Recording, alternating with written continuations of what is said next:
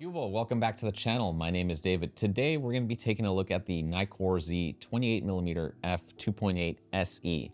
The SE stands for Special Edition because Nikon made this lens look like their old retro film lenses, which is awesome. This particular version of the 28mm is the sibling to the 40mm SE, and it pairs very nicely on the Nikon ZF and the ZF-C to give you that super ultimate retro aesthetic camera that, we're all obsessed with nowadays. The 28mm focal length is a classic street photography lens, and a lot of people often like to use that over the 35mm just because you get a little bit more wideness to your frame. As per usual, I'm going to be covering things like autofocus performance, build quality, and image quality, not in that particular order. As always, quick disclaimer, Nikon did not provide any of the equipment shown in this video.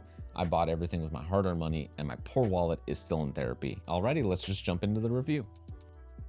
This particular model of the Nikon Z 28mm f2.8 features a retro design with knurling on the lens body, a contrasting silver band, and vintage Nikon branding that looks like Nikon's classic film lenses. Like the 40mm f2 SE, the lens is made of plastic, but it feels really good in the hand. The lens is built around a plastic lens mount and it has no weather sealing, unlike its 40mm sibling, which is dust and moisture resistant. The lens doesn't have any autofocus or manual focus switches like some of Nikon's more expensive lenses. At the front of the lens sits the manual focus ring, which doubles as the control ring on the lens. This means you can reprogram the ring to control settings like your aperture, ISO, and so on. The ring turns smoothly and is easy to grasp thanks to the large rubber ring. The lens doesn't come with a lens hood, and the filter size is a 52mm. Aside from the retro-inspired design, there really isn't much more to say about this lens. It does feel very similar to the 40mm SE, and that's a really good thing.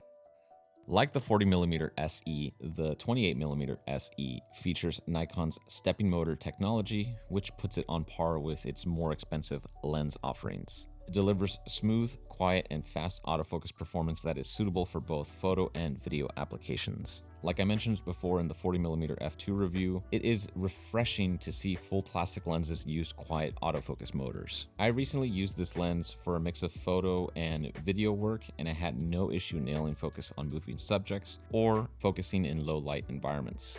On the video side, it was very fast at acquiring the subject's face in full-time autofocus. However, there was the occasional hunting, but it was partially due to equipment blocking the subject's face. Full-time manual focus override is possible, and it features an internal focusing design. This means only the internal lens groups move during focusing, which help maintain the overall length of the lens during use, and it also promotes faster focusing speeds. Overall, this little lens does a fantastic job for photo and video work, and I have no issues using it for professional applications. The Nikon Z 28mm f2.8 SE delivers a lot of character in each frame. While the S-series lens provides a very clinical look, the 20mm f2.8 along with the 40mm are perfectly imperfect. And what I mean by that is that the lens has chromatic aberrations, soft corners wide open, haziness, and characteristics that older lenses used to have.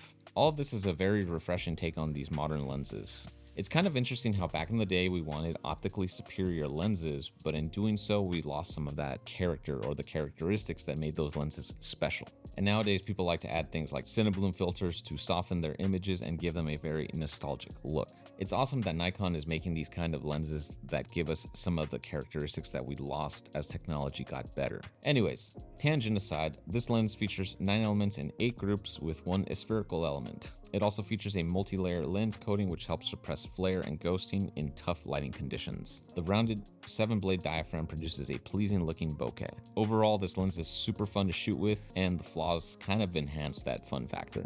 Alrighty, that's the review, so here are my thoughts on this lens. I absolutely love this lens. It is so much fun to use in conjunction with the 40mm SE that I already own, along with the Nikon ZF.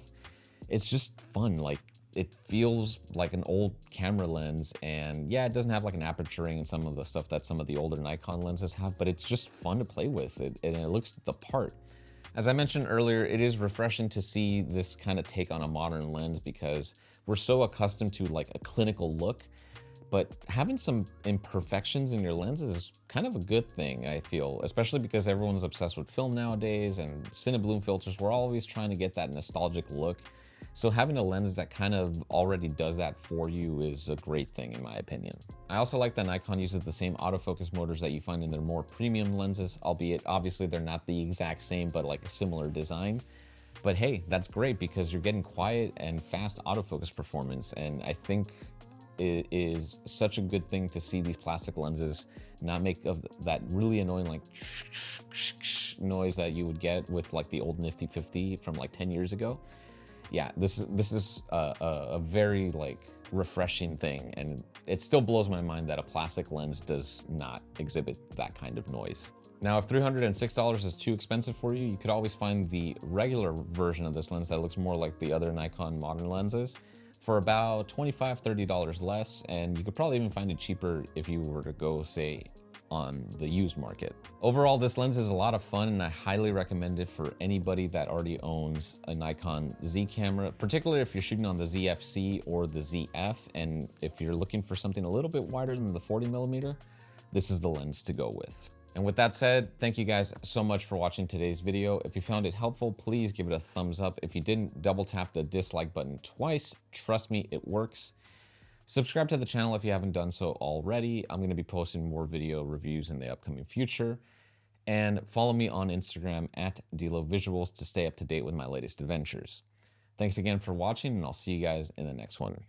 Hasta luego.